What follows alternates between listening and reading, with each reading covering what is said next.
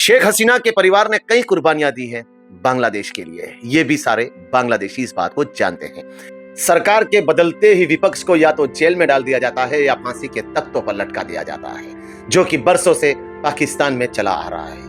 हम बात कर रहे हैं इस बार बांग्लादेश की सबसे लोकप्रिय नेता शेख हसीना, जो आप जानते ही होंगे, जो बांग्लादेश की सबसे लोकप्रिय नेताओं में से एक मानी जाने वाली शेख हसीना, जो बांग्लादेश को उस बुलंदियों तक पहुंचाया था जिसका कोई जवाब नहीं था, उसको आज एक बांग्लादेश की कोर्ट ने फांसी की मौत की सजा का सुनाई दी। तो नमस्कार दोस्तों, मेरा नाम राजन है, आप देख रहे हैं योर वॉइस, आपकी आवाज। वीडियो को कमेंट और लाइक जरूर करें, अपनी राय दें इस वीडियो में और सब्सक्राइब कर लें अपने भाई को। बांग्लादेश की पूर्व प्रधानमंत्री शेख हसीना, जो आप सब जानते हैं अभी भारत में है, उनको आज बांग्लादेश की कोर्ट ने एक फांसी की सजा सुनाई है और इस कोर्ट का निर्माण भी शेख हसीना ने ही किया था, ऐसा कहा जा रहा है। अब ऐसा बरसों से पाकिस्तान में चलता आ रहा है कि सरकार बदलती है, विपक्ष जेल में चला जाता है या विपक्ष विदेश भाग जाता है। जैसे कि सबसे लोकप्रिय नेता पाकिस्तान के इमरान खान आज 2-3 साल से करीब जेल में सड़ रहे हैं।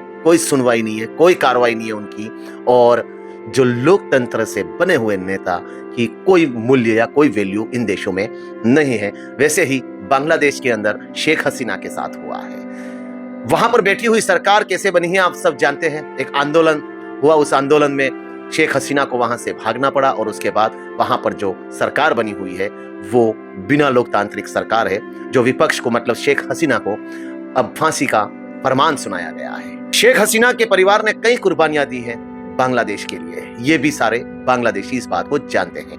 लेकिन आज जब शेख हसीना को फांसी की सजा सुनाई गई, जब उस पर कार्रवाई चल रही थी, तो ये बांग्लादेश के एक नेशनल टेलीविजन पर चलाया गया और जब कोर्ट के मजिस्ट्रेट ने फांसी की सजा का ऐलान किया तो बांग्लादेश में तालियां बजाकर मिठाइयां बांटी गई और खुशियां मनाई गई। जहां पर सबूत रखे गए कि जब ये आंदोलन हुआ था तब शेख हसीना ने जो वहां के स्टूडेंट थे उन पर गोलियां चलाने का आदेश दिया था और इसमें कई स्टूडेंटों की मौत हो गई थी। दूसरी तरफ अगर देखा जाए तो उसमें यह भी बोला गया है कि शेख हसीना ने कई लोगों को मरवाया जिनकी लाशों को उसने गायब कर दिया है। ऐसे कई आरोप बांग्लादेश की पूर्व प्रधानमंत्री शेख हसीना पर लगे हैं।